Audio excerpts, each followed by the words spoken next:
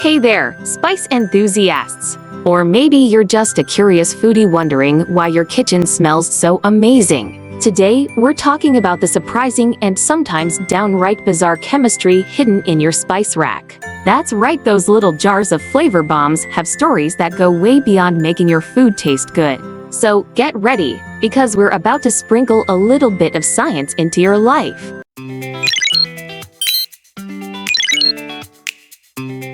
Let's start with the classic, cinnamon. Ah, cinnamon, warm, sweet, and comforting.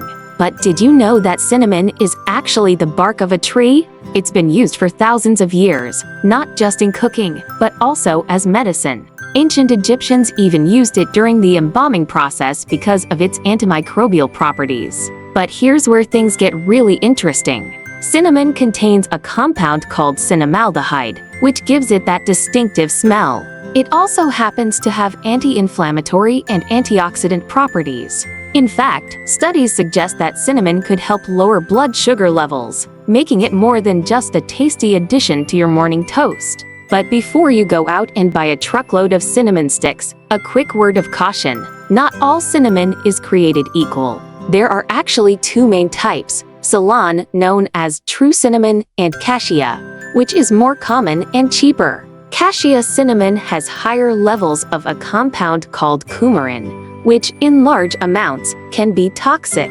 So, moderation is key, folks. As they say, a little cinnamon goes a long way. Moving on to something spicier, nutmeg. Now, nutmeg might seem innocent, but it's got a bit of a wild side.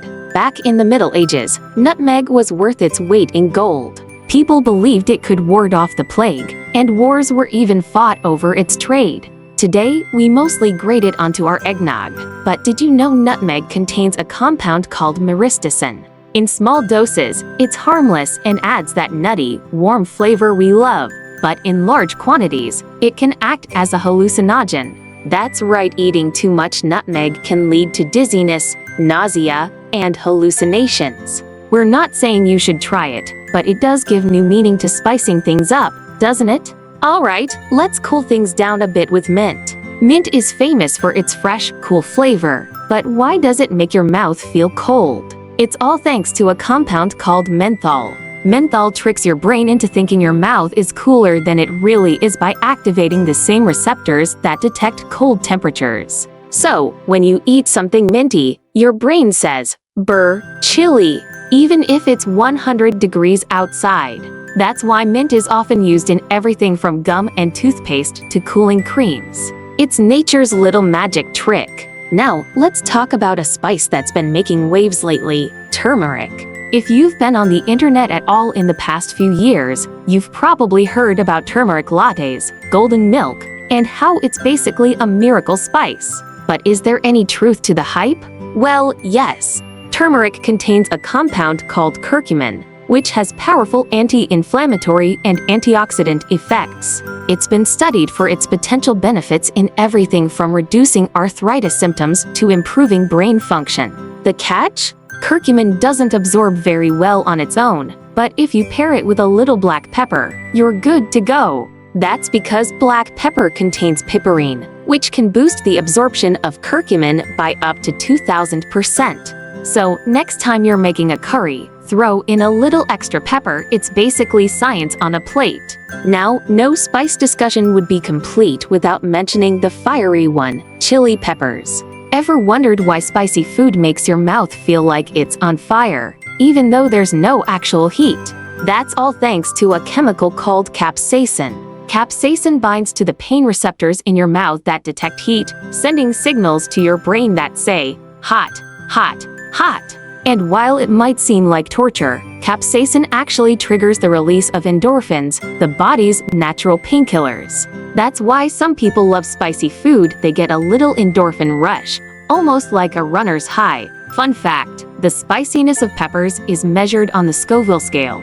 So if you ever hear someone bragging about eating a pepper with 1,000,000 Scoville units, just know they're basically playing with fire. Alright, let's wrap up with something a little sweeter, vanilla. Vanilla is one of the most popular flavors in the world, But did you know that most of the vanilla flavor we consume isn't from vanilla beans at all? That's because natural vanilla is super expensive to produce. It's the second most expensive spice after saffron, mainly because it's so labor-intensive to grow. So, most of the vanilla we eat is actually vanillin, a synthetic version made from, you guessed it, petroleum or wood pulp.